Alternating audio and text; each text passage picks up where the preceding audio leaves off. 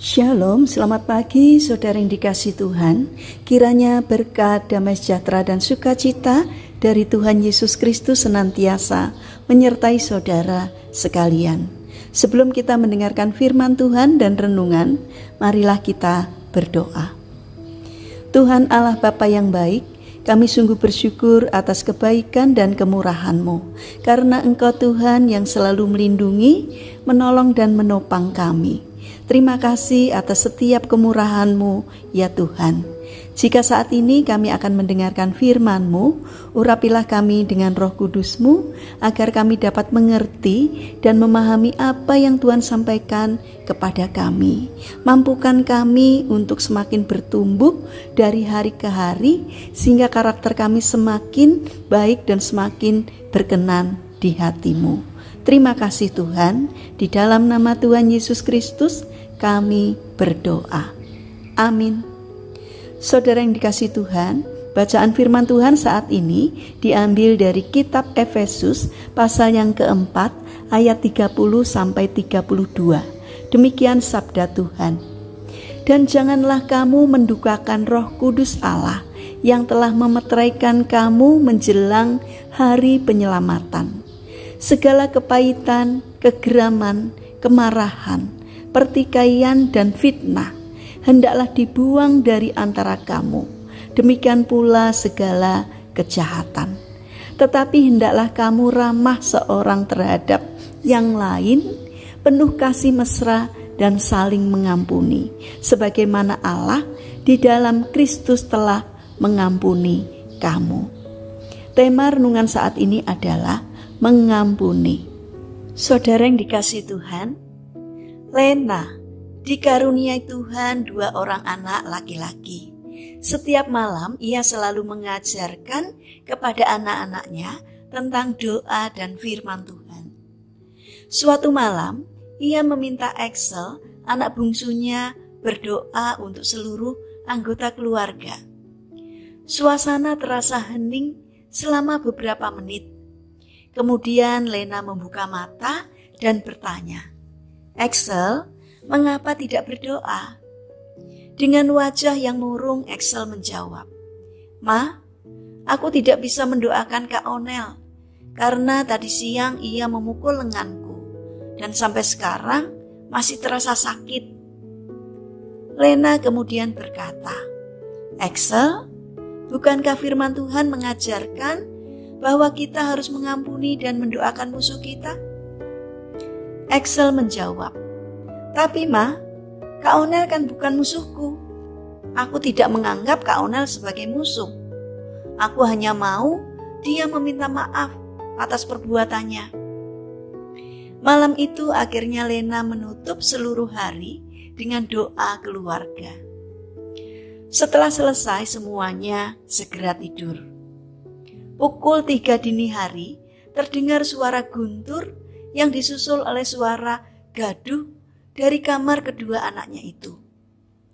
Lena terbangun dan segera memeriksa kamar anak-anaknya. Ternyata mereka tidak ada di tempat tidur. Lena memanggil nama mereka satu persatu. Kemudian dari balik lemari terdengar suara Onel. "Kami bersembunyi di sini, Ma. Kami takut pada amarah Tuhan, karena tadi kami belum saling mengampuni. Tetapi sekarang kami sudah saling mengampuni." Setelah mendengar suara guntur, kedua anak itu bersembunyi dan mengadakan perdamaian. Menurut mereka, suara guntur itu adalah bentuk kemarahan Tuhan, karena mereka belum saling mengampuni. Dan ternyata guru sekolah minggu pernah mengajarkan mereka bahwa suara guntur adalah suara Tuhan. Mazmur 18 ayat 14. Saudara yang terkasih, ada banyak faktor yang menjadi penyebab perselisihan dalam keluarga. Misalnya, pembagian tugas antara kakak dan adik di rumah, perbedaan pendapat, penentuan siapa yang akan mengurus orang tua, pembagian harta warisan, dan lain-lain. Meskipun ada begitu banyak persoalan yang terjadi dalam keluarga, tetapi pemberesan dan pengampunan adalah hal yang mutlak untuk dilaksanakan oleh keluarga Kristiani. Firman Tuhan berkata, "Buanglah kepahitan, kegeraman, kemarahan, pertikaian dan fitnah dari hidup kita, dan milikilah sikap yang mengampuni, ramah kepada sesama, dan hati yang penuh kasih mesra." Tidak menjadi soal siapa yang benar atau salah, siapa yang menyakiti atau yang disakiti. Yang terpenting ialah jika perselisihan pernah terjadi, maka kita harus segera mengadakan pemberesan. Buanglah rasa malu, gengsi, dan kekerasan hati. Hampirilah saudara kita tersebut dan mintalah supaya ia mau berdamai. Saudara yang terkasih, jika kita hidup rukun, maka berkat Tuhan pasti melimpah atas keluarga kita. Sebaliknya, jika kita mengeraskan hati dan tidak mau mengampuni, maka berkat Tuhan pasti terhambat. Ingatlah, salah satu bentuk keteladanan pengikut Yesus adalah sikap yang terlebih dahulu mengampuni. Mari kita bangun karakter mudah mengampuni, karena Tuhan sudah lebih dahulu mengampuni kita. Mari kita berdoa. Tuhan Yesus yang baik, ampunilah kami yang selama ini tidak menjadi berkat bagi keluarga dan juga sesama kami, karena kami sering menahan pengampunan terhadap saudara kami dan juga sesama yang menyakiti kami. Bapa yang penuh kasih, kami ingin menyerahkan untuk seluruh aktivitas kami hari ini ke dalam tangan-Mu. Kami memohon penyertaan dan pertolongan Tuhan. Berikanlah kesehatan kepada kami dan juga kepada orang-orang yang kami kasihi.